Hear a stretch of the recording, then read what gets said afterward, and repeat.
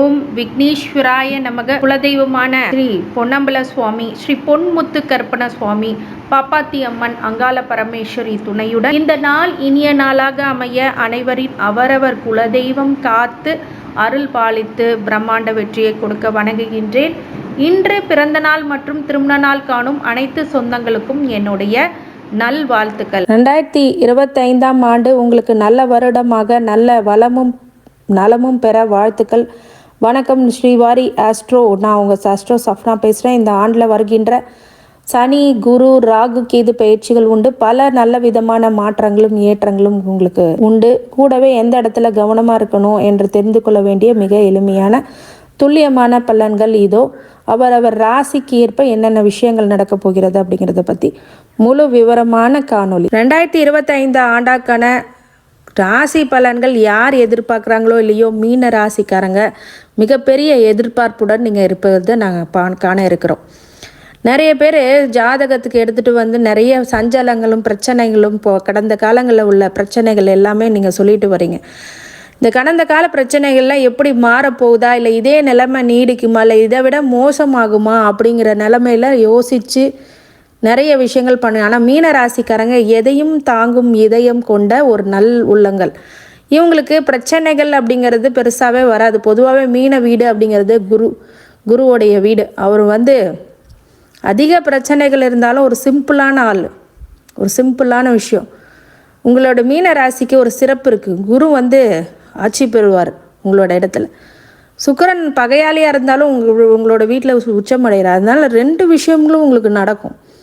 Double அப்படிங்கிறது உங்களுக்கு தான் நடக்கும். அப்போ சனி என்ன பண்ணுவார், ஏதாவது சிரமங்களை ஏற்கனவே படாத அடியெல்லாம் வாங்கிட்டோம், இந்த 2025ஆம் ஆண்டாவது எங்களுக்கு நல்லது நடக்குமா அப்படின்னு கேட்பீங்க. கண்டிப்பாக நல்லது நடக்கக்கூடிய விஷயங்கள் இருக்கா அப்படிங்கிறத முழுசாக பார்ப்போம். கடைசி வரைக்கும் பாருங்கள், ஸ்கிப் பண்ணாமல் பாருங்கள். சப்ஸ்கிரைப் பண்ணாமல் இருந்தீங்கன்னா சப்ஸ்கிரைப் பண்ணிக்கோங்க. பெல் ஐக்கானை ப்ரெஸ் பண்ணி நோட்டிஃபிகேஷன் ஆன் பண்ணிக்கோங்க. குரு மே 14 வரைக்கும் சகாய குருவாக இருந்து உங்களுக்கு மிகப்பெரிய அளவில் மறைவில் போய் மீன ராசிக்கு குருவால் எந்த ஒரு உபயோகமும் இல்லாமல் இருந்த அந்த குருவானவர் 4ஆம் இடத்து குருவாக மே 14க்கு பிறகு அர்த்தாஷ்டம குருவாக வராரு. அது சிறப்பான்னு கேட்டிங்கன்னா அதை பற்றி நம்ம முழுக்க இப்போ டிஸ்கஸ் பண்ணலாம். அடுத்தது சனி மார்ச் 29 12ஆம் இடத்துல இருக்குது, விரைய சனியாக. பிறகு ஜென்மத்துக்கு வருதே அப்படின்னு ஒரு சங்கடத்தையும் யோசிக்கிறீங்க. அது விஷயமான அதையும் நான் உங்களுக்கு சொல்ல போகிறேன். அதே மாதிரி ராகு கேது மே 18க்கு அப்புறம் ஜென்மத்தில் இருக்கக்கூடிய ராகு 12ஆம் இடத்துக்கும் 7ஆம் இடத்துக்குரிய இருக்க கேது 6ஆம் இடத்துக்கு வர்றது. இந்த 3 பெயர்ச்சி தான் ஒரு ஆண்டுக்குள்ளோடைய ஒரு துல்லியமான பலனை சொல்ல முடியும் கோச்சார ரீதியாக. குரு 3ஆம் இடத்துல இருந்தாலும் மே 14 வரைக்கும் உங்கள் 7ஆம் இடத்தை திருமண பாக்கியத்தை கொடுக்கும். 9ஆம் இடத்தையும் பார்க்குறாரு. அப்போ என்ன பண்ணுவார், கண்டிப்பாக உங்களுக்கு பாக்கியத்தையும் கொடுக்குறார். 3ஆம் இடத்துலேருந்து 11ஆம் இடத்தை பார்க்குறாரு. அப்போ லாபத்தையும் கொடுப்பார். இப்போ முக்கியமான 3 விஷயங்களும் உங்களுக்கு கொடுத்துட்ருக்கார். லாபத்தையும் கொடுக்குறார், பாக்கியத்தையும் கொடுக்குறார். ஆனால் குரு இருக்கிறதுனால பொருளாதார நெருக்கடி 3ஆம் இடத்துல இருக்கும்போது சிறு சிறு பணத்தொகைகள் வந்தாலும் பெரிய அளவில் பெரிய பணங்கள் இல்லை அப்படிங்கிறது ஒரு வேடிக்கையான விஷயமா இருக்குது. 4ஆம் இடத்துக்கு வராரே குரு, அப்போ நல்லது பண்ணுவாரா? கண்டிப்பாக பண்ணுவார். 8ஆம் இடத்தை பார்க்குறாரு. அப்போ குரு 8ஆம் இடத்தை பார்க்கும்போது என்ன பண்ணுவார், 4ஆம் இடத்தை குரு வரும்போதே மிதுன குரு தான். பெரிய அளவில் ஒரு சிறப்புகள் இல்லைன்னா கூட 8ஆம் இடத்தை பார்க்குறாரு. அப்போ பார்க்கும்போது இந்த அவமானங்கள், பிரச்சனைகள், கொடுக்கல் வாங்கல உள்ள பிரச்சனைகள்லாம் நிவர்த்தி ஆகும். 10ஆம் வீட்டை பார்க்குறார், தொழில் சூப்பராக கொண்டு வந்துடுவார். 12ஆம் இடத்து விரயத்தை கட்டுப்படுத்துவார். சனியை பார்க்கும். இப்போ அவருடைய சஞ்சார நிலை எப்படி இருக்குது, 12ஆம் இடத்துல இருக்கும்போது உங்கள் தன குடும்ப வாக்கை பார்த்துட்டு பிரச்சனையை கொடுத்தார், பொருளாதார நெருக்கடியும் கொடுத்தார், குடும்பத்தில் பிரச்சனைகளை கொடுத்தார். உங்கள் வாக்கிலே சனி உட்கார்ந்துருக்கார். அப்படிங்கும்போது பேச பேச பிரச்சனைகள் தான் வந்ததே தவிர பெரிய ஒரு நல்லது நடக்கலை. அடுத்தது 6ஆம் வீட்டையும் பார்க்குறார், ருணு ரோக சத்ருஸ்தானத்தையும் பார்க்குறார். அப்படிங்கும்போது என்ன பண்ணார், கண்டிப்பாக பிரச்சனைகளை அதிகமாக கொடுத்துருக்கிறார். நோய் எதிரி கடன் ஏதாவது ஒன்று கொடுத்து சிரமப்படுத்துகிறார். 12ஆம் இடத்துலேருந்து தன்னுடைய 10ஆம் பார்வையாக பாக்கியத்தையும் பார்க்குறார். பாக்கியத்தை பார்க்கும்போது என்ன ஆகும்? பாக்கியத்தை கெடுக்கிறார். தந்தை வழி சார்ந்த உறவுனால பிரச்சனை. இது சனி 12ஆம் இடத்துலேருந்து அந்த பார்வை பலத்தால் கவனமாக இருக்க வேண்டிய இடங்கள். சரி, ஜென்மத்துக்கு வராங்க, என்ன பண்ண போகிறாங்க? இனிமே தான் ட்ரையலே, படமே இப்போ தான் ஜென்ம சனி. ஆனால் குரு எங்கெங்கே பார்க்குறாரோ அது சனி 3ஆம் இடத்தை பார்க்குறார். அப்போ 5ஆம் பார்வை, அதாவது 3ஆம் இடத்தை 3ஆம் பார்வையாக 3ஆம் இடத்தை பார்க்குறார். அப்படிங்கும்போது தடைகளை கொடுப்பார். ஏதாவது புது முயற்சிகள் இருந்தால் அது தடை, இருக்கிற வேலை செய்யும் போது ஒரு தடைகள், ஜெயத்தில் ஒரு தடை, வெற்றி பெறுவதில் தடை. இந்த உபஜெயசான உங்களுக்கு குரு பார்வையாக இருந்தால் பிரச்சனையே இல்லை உங்கள் ஜாதகத்தில். 7ஆம் இடத்தை பார்க்குறாரு. அப்போ சனி 7ஆம் இடத்தை பார்க்கும்போது என்ன பண்ணுவார்? பிஸ்னஸ் பார்ட்னர், லைஃப் பார்ட்னரை கெடுப்பார். சமசப்தமாக பார்க்குறாரு. அப்போ அங்கே பிரச்சனையை கொடுப்பார், பர்சனல் இஷ்யூஸ் இது கொடுப்பார். 10ஆம் இடத்தை தொழிலை பார்க்குறாரு, அங்கேயும் இஷ்யூஸை கொடுப்பார். ஆனால் குரு பார்வைக்கும் அது கிடைக்கிது. 4ஆம் இடத்துலேருந்து 7ஆம் பார்வையாக 10ஆம் இடத்தை பார்க்குறதுனால குரு பார்வையும் இருக்குது, சனி பார்வையும் இருக்குது. அப்போ ரெண்டுமே கலந்த ஒரு பார்வை. இப்போ 3ஆம் இடம் 7ஆம் இடம் மட்டும்தான் கொஞ்சம் தப்பிக்கணும். நீங்கள் பிஸ்னஸ் பார்ட்னர்லேயும் எடுக்கிற முயற்சிகளில் மட்டும்தான் பிரச்சனையை கொடுக்க போகிறாரு அதிகமாக. அப்போ அந்த இடத்துல நீங்கள் கவனமாக இருக்கிறது மஸ்ட்.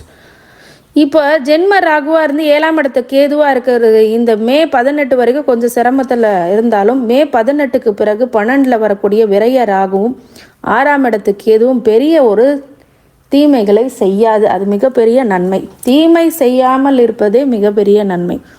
அது இங்கே கிடைக்கும். அப்போ குரு சனி ராகு இந்த கோச்சார ரீதியாக பார்த்துட்டோம். அடுத்தது திசாபுத்தி ரீதியாக பூரட்டாதி நட்சத்திரம், உத்திரட்டாதி, ரேவதி நட்சத்திரம். பூரட்டாதிக்குன்னா முத திசையே குரு திசை, உத்திரட்டாதிக்கு முத திசையே சனி திசை, ரேவதிக்கு புதன் திசை தான் முத திசை. அப்போ உங்கள் ஜாதகத்தில் என்ன திசை இப்போ நடந்துட்டுருக்குன்னு நீங்கள் பாருங்கள். அப்படி தெரிலன்னா எனக்கு கால் பண்ணி கேளுங்க.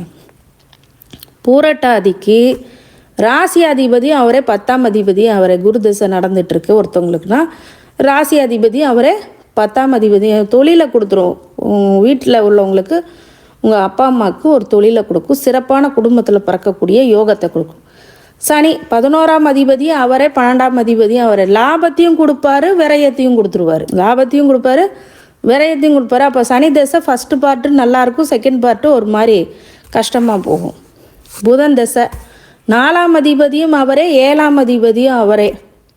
வீடு மனை யோகம், வண்டி வாகனம், 7ஆம் இடம்னா கணவன் மனைவி உறவு, இது எல்லாமே 7ஆம் அதிபதி. இப்போ திருமணம் ஆகாதவங்களுக்கு திருமணம் ஆகும், வண்டி வாகனம், வீடு வாசல், இது எல்லாமே புதன் திசையில் அமையும் எல்லாத்துக்கும். ஆனால் அது கெடுதல் ஆகுமா நல்லதாகுமானா புதன் திசையில் இப்படி திருமணம் பண்ணி இப்போ சனி நடந்துட்டு இருந்தால் பிரச்சனையை கொடுக்கும். கேது திசை சொல்லவே வேணாம். கேது திசை ரொம்ப பயங்கரமாக போகும். கேது பயங்கரம்லாம் இல்லை, இல்லற வாழ்க்கை வாழ்கிறது ரொம்ப சிரமம். ஆன்மீக விஷயங்களை விட்டுரும். அது குரு பார்வை இருக்கும்போது இன்னும் நல்லாயிருக்கும். ஆனால் கேது தனித்து நின்று சனி இப்போ ஜென்மத்துக்கு வர்றது அவ்வளோ சிறப்பான ஒரு விஷயம் இல்லை. கேது நல்ல நிலைமையில் திசை நடந்துட்டு இருந்தது, குரு வீட்லேயோ குரு பார்வையிலையோ இல்லை கன்னி வீட்லேயோ இருந்துச்சுன்னா ஓரளவுக்கு தப்பிப்பீங்க. சுக்கிர திசை 3ஆம் அதிபதியும் அவர் தான், 8ஆம் அதிபதியும் அவர் தான். மறைவு சுக்கிரனாகவும் மறைபொருள் உள்ள விஷயத்தில் சுக்கிரன் உங்களுக்கு அதிகமாக கொடுப்பார். இப்போ மறைந்த சுக்கிரன் நிறைந்த செல்வத்தையும் கொடுப்பார். அதே சமயம் அவமானங்கள், பிரச்சனைகள், கொடுக்கல் வாங்கல இஷ்யூஸ் இதெல்லாமே 3ஆம் அதிபதி 8ஆம் அதிபதி கொடுப்பார். இப்போ சுக்கிர திசை. அடுத்தது சூரிய திசை 6ஆம் அதிபதி அவர். 6ஆம் அதிபதி சூரிய திசை அப்படிங்கும்போது ருணு ரோக சத்ரு இந்த 3ஐயும் கொடுப்பார். நோய் எதிரி கடன் இதையும் கொடுப்பார். அப்போ இந்த இடத்துல நீங்கள் உஷாராக. சந்திர திசை 5ஆம் அதிபதி திசை. இது பிள்ளைகளால் மகிழ்ச்சி, பூர்வ புண்ணியம், உங்களுடைய குலதெய்வத்தை நல்ல விஷயங்கள் நடக்கிறது. குரு சந்திரனோட இருக்கும்போது இன்னும் யோகத்தை கொடு. செவ்வாய் திசை 2ஆம் அதிபதியும் அவரே, 9ஆம் அதிபதியும் அவரே. அப்போ 2ஆம் அதிபதி குடும்பம், நல்ல குடும்பம், வாக்கு எல்லாமே நல்லாயிருக்கும். 9ஆம் அதிபதி பூர்வ பாக்கியஸ்தானம், அதுவும் நல்லாயிருக்கும். ராகு திசை, ராகு மே 18 வரைக்கும் ஜென்மத்தில் இருக்கும்போது கொஞ்சம் சிரமத்தை கொடுக்கும். அதன் பிறகு 12ஆம் வீட்டுக்கு வரும்போது நன்மையை கொடுக்கும். ராகு வந்து குரு பார்வையில் குரு வீட்டில் இருந்தால் வெளிநாடு போகக்கூடிய யோகங்களும் இந்த ராகு திசையில் வயசான காலத்துலேயே நடக்கலாம். இல்லை ஒரு நாட்டை விட்டு ஒரு நாட்டை போயிட்டு கூட ஒரு ட்ரீட்மெண்ட் பேஸில் கூட இருக்கலாம். இல்லை நல்ல விஷயத்துக்காக கூட நீங்கள் போகலாம். இந்த மாதிரி ராகு திசை நன்மை பண்ணும். ராகு திசை வயசான காலத்தில் வர்றதுனால பெரிய ஒரு விஷயமாக நீங்கள் அதை பார்க்கவே தேவையில்லை. சில பேருக்கு மத்திய வயசுக்கு அப்புறம் வரும், 60-70 வயசில். சில பேர் ஃபாரின் ஆப்பர்ச்சுனிட்டிஸ் அப்பயே கிடைக்கும். அவங்க பையன் பிள்ளைங்களை போயிட்டு கூட்டிகிட்டே போவாங்க. அந்த மாதிரி விஷயங்கள்லாம் ராகு திசையில். பொதுவாகவே இந்த மீன ராசி இந்த 3 நட்சத்திரத்துக்காரங்க இந்தந்த திசையில் குரு திசையாக இருந்தால் தட்சிணாமூர்த்தியை வேண்டுங்க. சனி திசையாக இருக்கும்போது சனிக்கிழமையில் சனி ஹோரையில் ஆஞ்சநேயர் வழிபாடு பண்ணுங்கள். புதன் திசையாக இருந்துச்சுன்னா புதன்கிழமை புதன் ஹோரையில் பெருமாள் வழிபாடு பண்ணுங்கள். கேது இருக்குது அப்படின்னா விநாயகர் வழிபாடு பண்ணுங்கள். சுக்கிரன் இருக்கும்போது வெள்ளிக்கிழமை மகாலட்சுமி கோயிலுக்கு போயிட்டு வாங்க. சூரிய திசை நடக்குதுன்னா சூரிய நமஸ்காரம் பண்ணி சிவாலயங்களில் இருக்கிற ஞாயிற்றுக்கிழமை சூரிய பகவானை வேண்டி வர்றது நல்லது. சந்திரன் திசை நடக்குது அப்படின்னா திங்கக்கிழமை சிவாலயங்களுக்கு சென்று சந்திர பகவானை வழிபடுறது ரொம்ப நல்லது. செவ்வாய் தசை நடக்குதுன்னா முருகப்பெருமானை திருச்செந்தூர் முருகப்பெருமானை வழிபடுறது ரொம்ப நல்லது.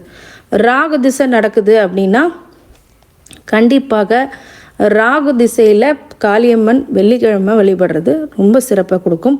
இந்த மாதிரி எல்லா திசைக்கும் அதோட அதிபதி திசைகள் கும்பிட்டோம் அப்படின்னா நல்ல வெற்றிகளை கொடுக்கும்.